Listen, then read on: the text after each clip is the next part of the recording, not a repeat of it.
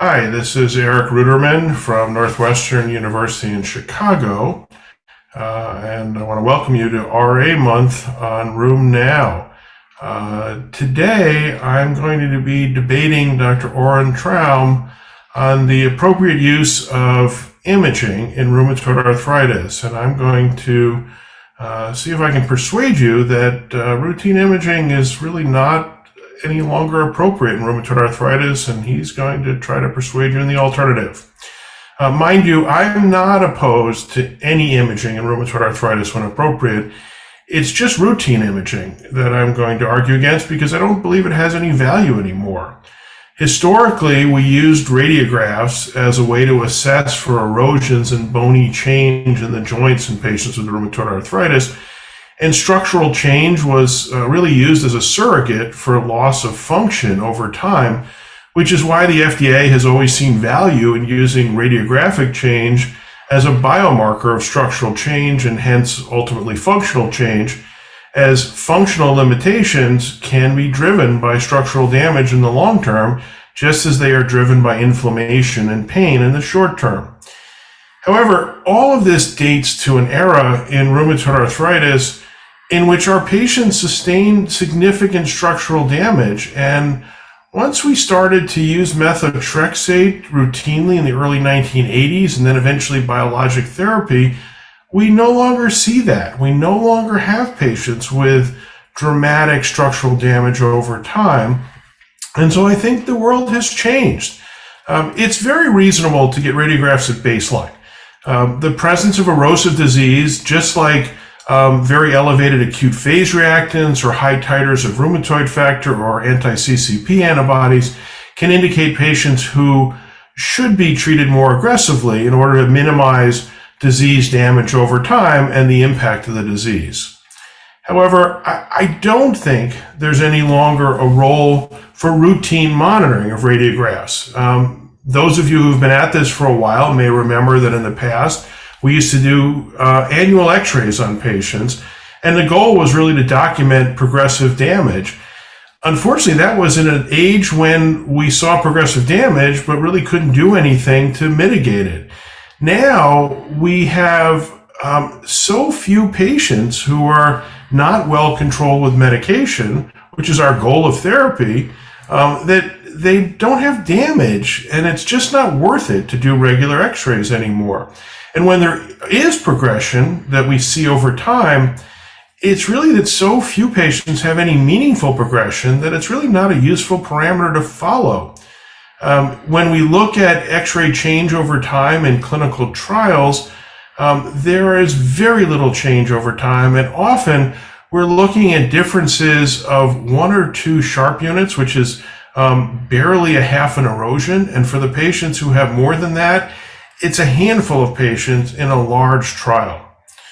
In addition, many of the clinical trials, particularly with the TNF inhibitors, have now shown that even that small amount of progression is really blocked with treatment and with therapy, even in those patients who don't have a full clinical response. So we have drugs that reduce and block even the small amount of radiographic progression that we now see over time.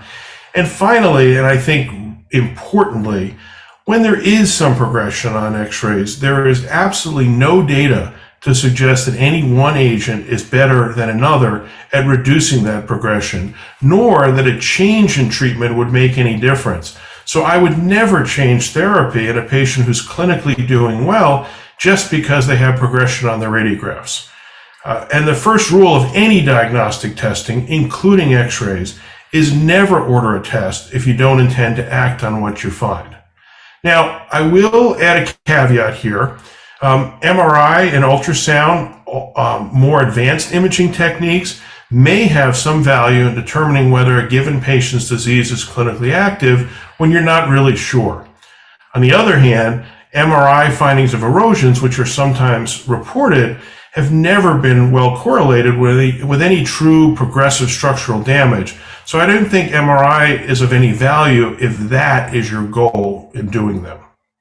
Dr. Troum will tell you that imaging can help you guide therapy.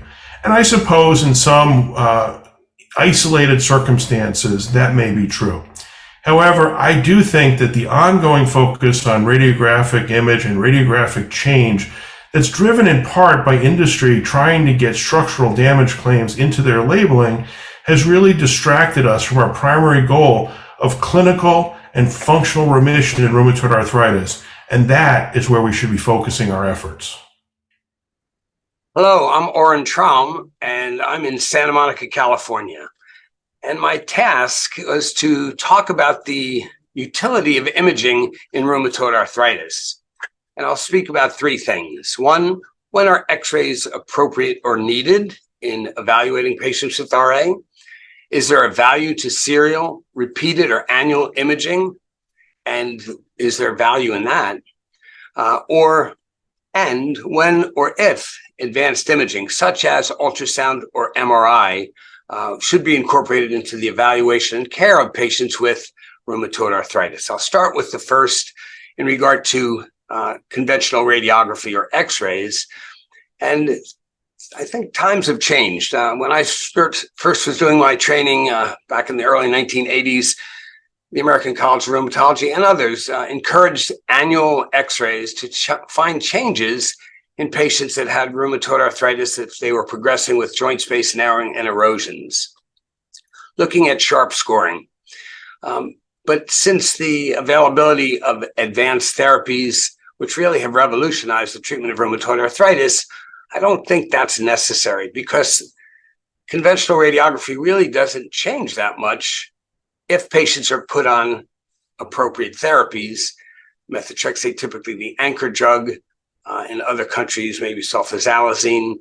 But then the availability of biologic therapies and targeted synthetic small molecules have really made such a significant difference in patients' lives with rheumatoid arthritis that x-ray changes really don't change that much. And I think patients should really be followed with other measures, disease activity measures. And if they're in remission or low disease activity, multiple studies have shown that there's very, very little change that would be considered significant in patients' conventional radiography. I do think that they should be done in the beginning at the initial evaluation of a patient with rheumatoid arthritis, just to get a baseline of where someone is. And that may be useful and maybe even preempt the necessity for other advanced imaging.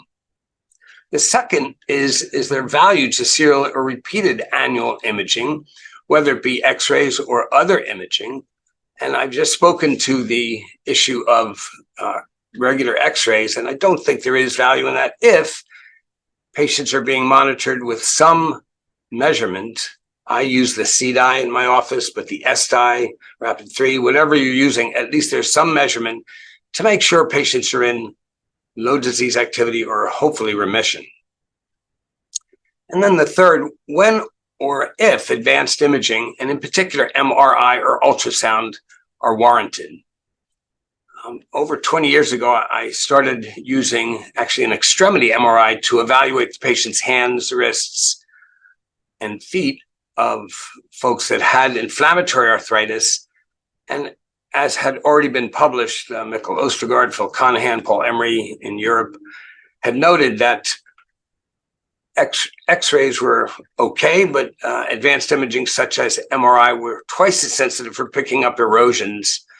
And the added value of seeing osteitis or bone marrow edema led to really better imaging and more information that helped the rheumatologist or healthcare provider in assessing the severity or potential severity of patients that had rheumatoid arthritis.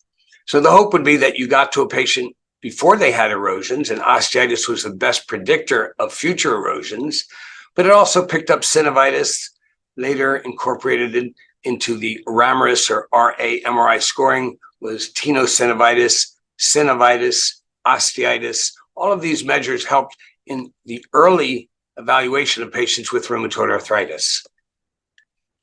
In Europe and then in the United States and other parts of the world, ultrasound became very popular because of its availability, the lower cost compared to MRI, where MRI also is not available everywhere, And it also helped in evaluating patients early for synovitis and for effusions and for erosions, and better than conventional radiography. So my thought now is that using advanced imaging should be used early. Whether or not you use it on a serial basis to determine whether or not someone's getting better, that may be best used in research studies, not so much necessarily in clinical practice, although ultrasound can be used to determine whether or not someone is getting better. It's also useful, both ultrasound and MR, in the differential diagnosis of an inflammatory arthritis that hasn't really unfolded as classic rheumatoid arthritis. The other area that I think advanced imaging is important is in the patient that has what is called clinically significant arthralgia, or a patient that may be predisposed to rheumatoid arthritis because they have an elevated CCP or rheumatoid factor and have arthralgias, but no clinical evidence on physical exam of synovitis or arthritis. And I think this has been shown to be useful in predicting who may then develop rheumatoid arthritis. There are other studies that would say that that would be a controversial thing to do on a follow-up evaluation, like the Arctic study.